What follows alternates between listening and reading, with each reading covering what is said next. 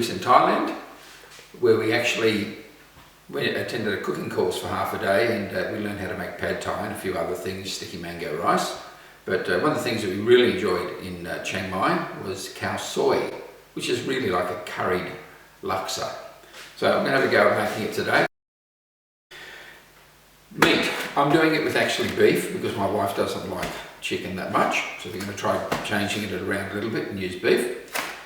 I have some parsley because I actually don't care for cilantro or coriander. I have coriander because my wife actually prefers coriander to parsley. Shallots. Because I don't have a lot of time, I'm just going to use a red Thai curry paste. Jug. Some garlic. A bit of fish sauce. Some chicken stock. I have a couple of cans of coconut milk. A little bit of lime juice. Noodles. Popped in at the Asian supermarket, picked up a great big pack of these pad thai rice noodles, $4.70, a whole big bag. I'm going to use a small amount, and I'll use them for pad thai next time. But we also have the curry powder. Now you can use any particular variety. Sometimes I'll just use the Keens or in English, just depends what's available. I'm going to use a little bit of turmeric.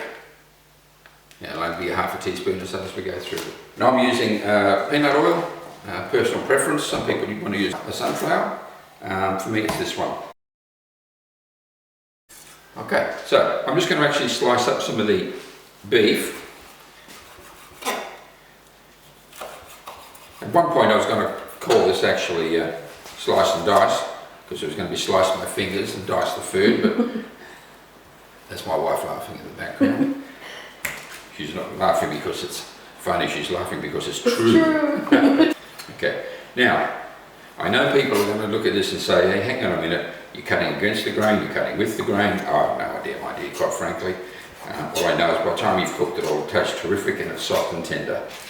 Shallots, we'll be using these a little bit later, but one of the things I think it's easy to do is to actually get a lot of the ingredients ready before we start cooking. So that once we start, we're not being interrupted. Look at this, straight into the bag. Message shift. I think somebody's making it up.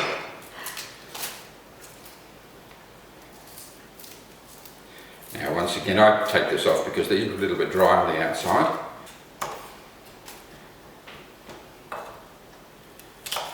Up until recently I've only had very, very cheap knives, but my wife actually bought me wonderful set of globals, and they really are a wonderful knife to cut with. When I slice my fingers, they're so sharp I don't even know until the blood pours out.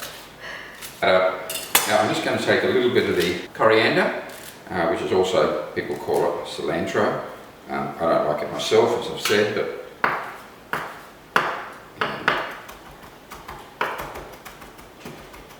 just going to give it a little bit of a dice. I'll just have a little bit of parsley.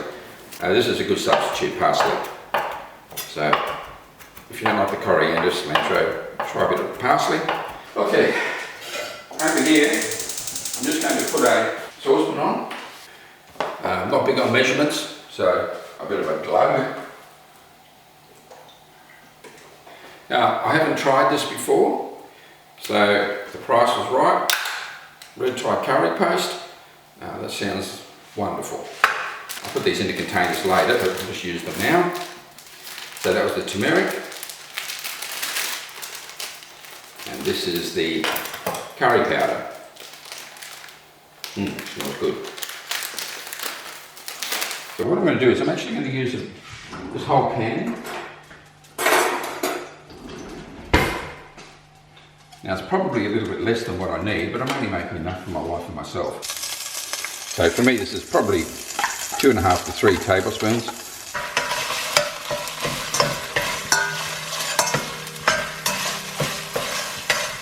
We're starting already to get a really nice fragrant smell from this.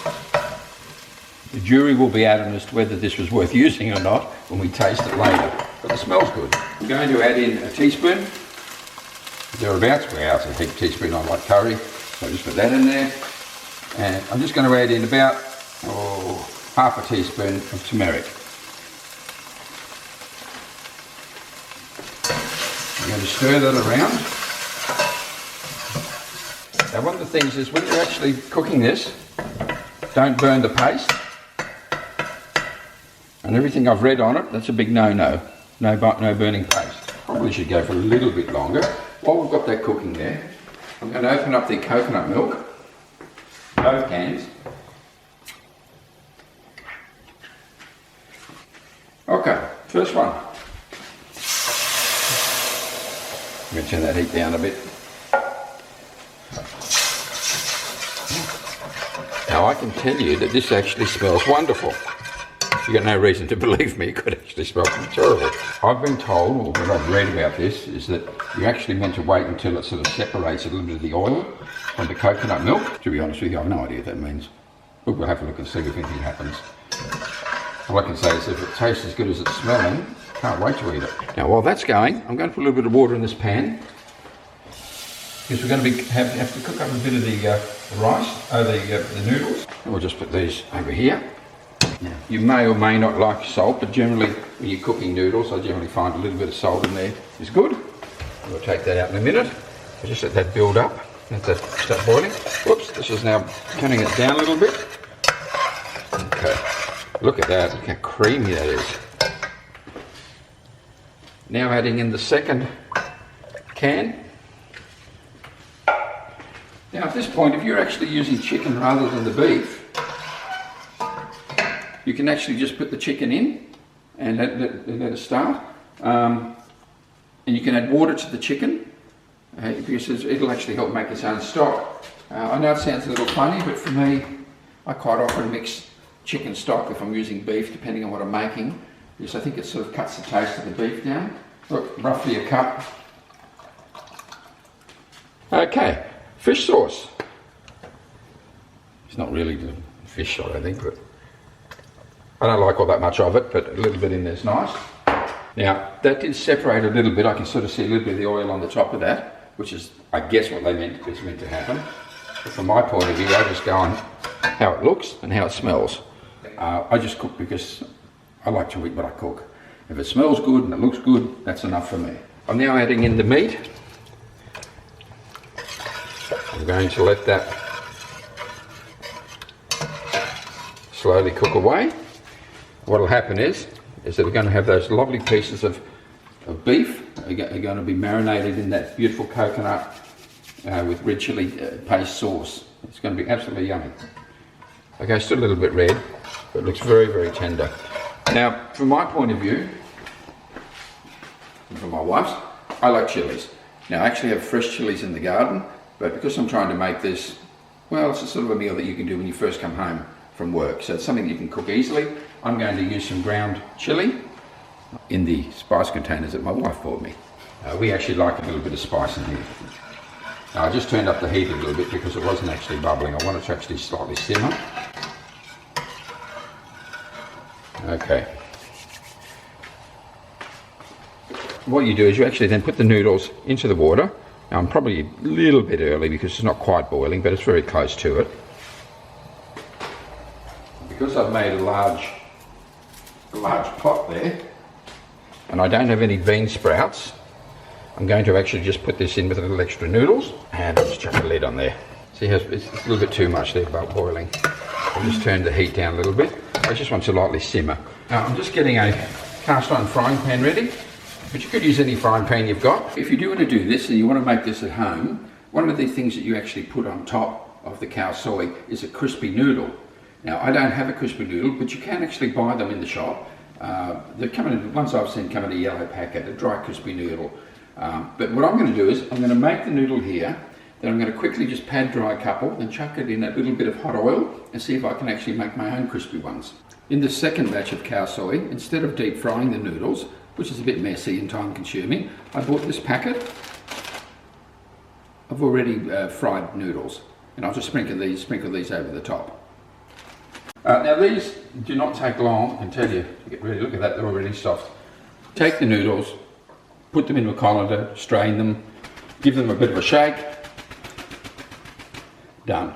I'm now going to put the heat on high on my frying pan. Now remember, you could use a saucepan. I mean, I'm not big on you have to use any particular piece of equipment. What you have is what you use. And you'll see me using things all the time that may not be what a chef would use, but it's all I've got to use, and I'll do the best with what I can.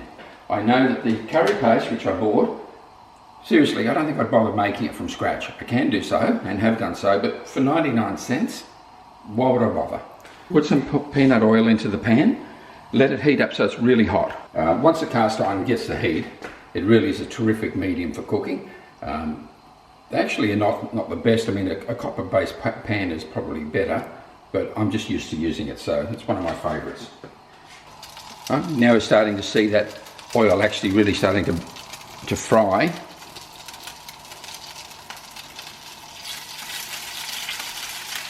Now remember, I'm making this up as I go along. I've never done this before, and probably in future I just go to the Asian shop and get some dried noodles, crunchy noodles. Okay, what's left? I'm putting it straight in here. Oh, I gotta tell you, this is looking really nice.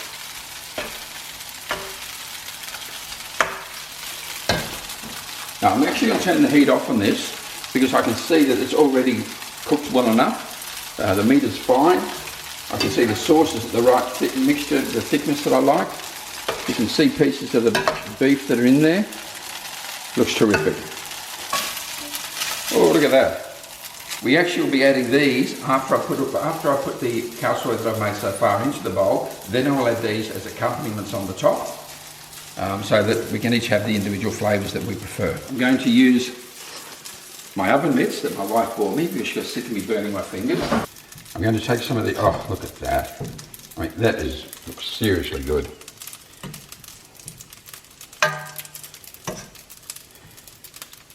Now you could also have added in bean sprouts if you had bean sprouts. So if you were at the markets and they had a good deal on bean sprouts, you could add bean sprouts in if you want. For me personally, I think this is probably going to be enough.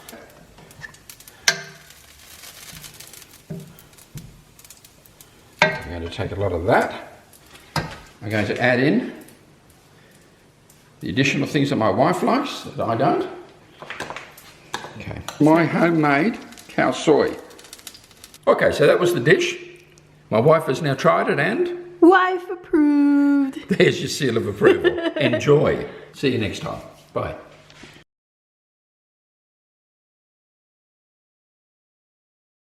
Pair of trusty tongs. Hey, back. My wife's eating the noodles. I'm just trying. I'm trying. I am. Very trying.